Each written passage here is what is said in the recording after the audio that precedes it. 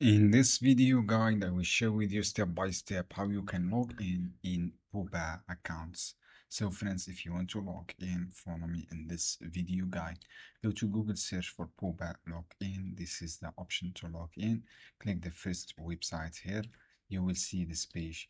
From this page, click on sign in, this option for sign in. You will redirect it to sign in page, just a way to loading sign in page. So friends, you can sign in with your email address, and password. So you have two options here, email address and password. If you forget password, click forget password, this option from here, and then you can rest your password. Just rest your password, write your email, and then you can get codes, and then you can get your password again. You can also download Bupa app.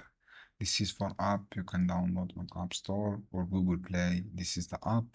Download this app and complete your login process with your own information. And thanks for watching this.